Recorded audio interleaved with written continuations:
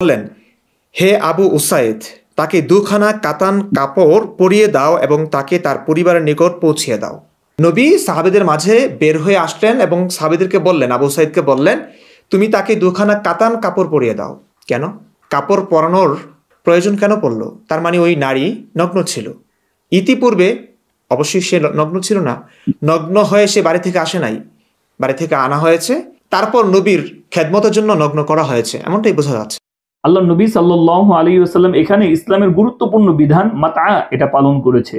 একজন পুরুষ যখন একজন নারীকে বিবাহ করে এবং ওই বিবাহর মোহরানা যদি নির্ধারণ না থাকে এবং ওই নারীর সাথে সহবাসের পূর্বেই যদি ওই পুরুষ স্ত্রীকে তালাক দিয়ে দেয়, তাহলে ইসলামী বিধান হচ্ছে যে তাকে কিছু মাতআ উপহার উপঢৌকন দিয়ে দাও। এটার মধ্যে দোপাট্টা, সালোয়ার কামিজ, বিভিন্ন ধরনের কাপড়, বিভিন্ন ধরনের আসবাবপত্রও থাকতে পারে, যাতে করে ওই নারী মনক্ষুণ্ণ না হয়, তার অন্তরের মধ্যে কোনো ধরনের অসন্তুষ্টি না থাকে। এটি হচ্ছে কোরআনের বিধান। আল্লাহ নবী সাল্লাল্লাহু আলাইহি ওয়াসাল্লাম কোরআনের এই বিধানটি পালন করেছে। অথচ এই নাস্তিক ইমরান সে নবীজি সাল্লাল্লাহু আলাইহি ওয়াসাল্লামের ওপর অপবাদ আরোপ করে বলছে আল্লাহ নবী সাল্লাল্লাহু আলাইহি ওয়াসাল্লাম তাকে উলঙ্গ করেছিল, তার বিবস্ত্র অবস্থাটাকে ঢাকার জন্য তাকে দুটি কাপড় পরিধানের নির্দেশ দেন। নাউযুবিল্লাহ। এটি নবীজি সাল্লাল্লাহু আলাইহি ওয়াসাল্লামের ওপর চরম একটা মিথ্যা অপবাদ ছাড়া আর কিছুই না। এই নাস্তিক ভাইরা বিভিন্ন সময় তাফসির ইবনে কাসির দিয়ে তারা দলিল দিয়ে থাকে।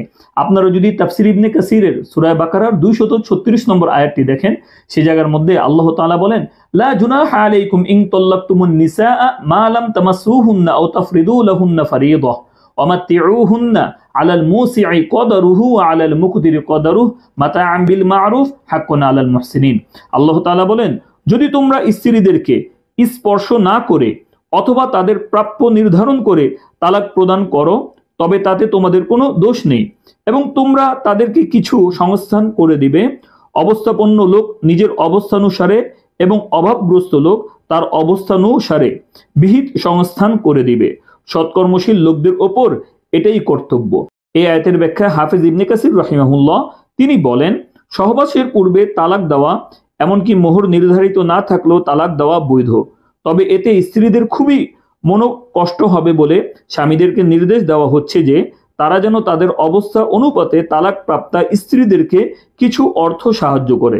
হযরত ইবনে আব্বাস রাদিয়াল্লাহু তাআলা আনহু বলেন যে ওর সর্বোচ্চ অংশ হচ্ছে গোলাম, ও নিচ অংশ হচ্ছে চাঁদা, এবং সর্বনিম্ন অংশ হচ্ছে কাপড়। অর্থাৎ ধনী হলে গোলাম ইত্যাদি তাকে প্রদান করবে, আর যদি গরিব হয় তবে কমপক্ষে 3 খানা কাপড় দেবে। হযরত শাবি বলেন যে তার জন্য মধ্যম শ্রেণীর উপকারী বস্তু হবে জামা, দোপাট্টা, লেপ এবং চাদর। তাহলে এই আয়াতের মধ্যে মাতআ কি জিনিস এটা কিন্তু স্পষ্ট বলে দেওয়া হয়েছে। এরপরে নাস্তিক ইমরান বিন বশির যে হাদিস দিয়ে দলিল দিয়েছে হযরত উসাইদ রাদিয়াল্লাহু তাআলা আনহুর বুখারী শরীফের যে হাদিস, এই হাদিসটা এনে ইবনে কাসির রাহিমাহুল্লাহ স্পষ্ট বলে দিয়েছেন রাসূলুল্লাহ সাল্লাল্লাহু আলাইহি সাল্লাম হযরত উমাইয়া বিনতে শারহাবিল বিয়ে করেন, কিন্তু তিনি যেন সেটাকে খারাপ মনে করেন। তখন রাসূলুল্লাহ সাল্লাল্লাহু আলাইহি ওয়াসাল্লাম হযরত উসাইদকে বলেন, তাকে 2 খানা নীল কাপড় দিয়ে বিদায় করে দাও। তৃতীয় উক্তি এই যে শুধুমাত্র সেই অবস্থায় স্ত্রীকে মাতআ দিতে হবে যখন তাকে সহবাসের পূর্বে তালাক দেওয়া হবে এবং মোহর নির্ধারিত না থাকবে। তাহলে আমরা এই নাস্তিক ইমরান বিন বশির যে হাদিসটা পেশ করেছিল, এইটা ইমাম বুখারী তালাক অধ্যায়ের মধ্যে এনেছিল। আল্লাহ নবী সাল্লাল্লাহু আলাইহি ওয়াসাল্লামের সাথে ওই নারীর বিবাহ হয়েছিল, কিন্তু সহবাসও পাওয়া যায়নি, একাকিত্বও পাওয়া যায়নি।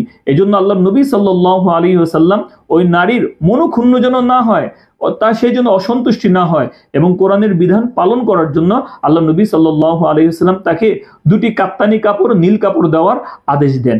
যেখানে আল্লাহ নবী সাল্লাল্লাহু আলাইহি ওয়াসাল্লাম কোরআনের এই বিধানটা পালন করেছে, অথচ নাস্তিক ইমরান বিন বশির নবীজি সাল্লাল্লাহু আলাইহি ওয়াসাল্লামের উপর অপবাদ আরোপ করে দিলেন। কিভাবে? যে নবীজি তাকে উলঙ্গ করেছেন, যার কারণে তাকে কাপড় পরানোর নির্দেশ দিলেন। নাউযুবিল্লাহ। আমরা তাকে বলতে চাই যে হাদিসের কোন জায়গার মধ্যে আছে যে তাকে উলঙ্গ করা হয়েছে? আপনি আমাদেরকে একটু কষ্ট করে দেখান। যা মন চাচ্ছে তাই বলে যাচ্ছে। প্রিয় দর্শক, আপনাদের কাছে একেবারে দলিল প্রমাণ সহ বিষয়টা উপস্থাপন করে দিলাম। আপনারা তার কথা মিলান, আর তাদেরই বর্ণিত যে হাদিসের কিতাবগুলো আছে সেগুলোকে মিলান, দেখেন কে সত্য কথা বলছে, কে মিথ্যা কথা বলছে। তাদের কোনো শক্তি নাই, সামর্থ্য নাই তারা শুধু মিথ্যার আশ্রয় নিয়ে ইসলামটাকে কিভাবে ঘৃণিত করা যায়, আল্লাহ নবী সাল্লাল্লাহু আলাইহি সাল্লামের সম্মানকে খাটো করা যায়, এই মিশনেই তারা নেমেছে। এজন্য আমাদের সর্বোচ্চ পর্যায়ে সতর্ক থাকতে হবে এবং তাদের কথাগুলোকে মনে করতে হবে যে তারা শতভাগ মিথ্যা কথা বলছে। প্রিয় দর্শক, আপনাদের সকলের কাছে নিরপেক্ষভাবে ভিডিওটি শোনার অনুরোধ রইল। ভিডিওটি ভালো লাগলে অবশ্যই আপনারা লাইক, কমেন্ট, শেয়ার করবেন। আপনাদের যদি কোনো মতামত থাকে, সুচিন্তিত মতামত আমাকে দিতে পারেন, আমরা এগুলো নিয়ে গবেষণা করব। সেই পর্যন্ত আল্লাহ তাআলার কাছে দোয়া, আল্লাহ তাআলা যেন আমাদের ঈমানকে বদ্ধমূল করে দেন, আমরা যেন ঈমান অবস্থায় মৃত্যুবরণ করতে পারি। আসসালামু আলাইকুম ওয়া রাহমাতুল্লাহ।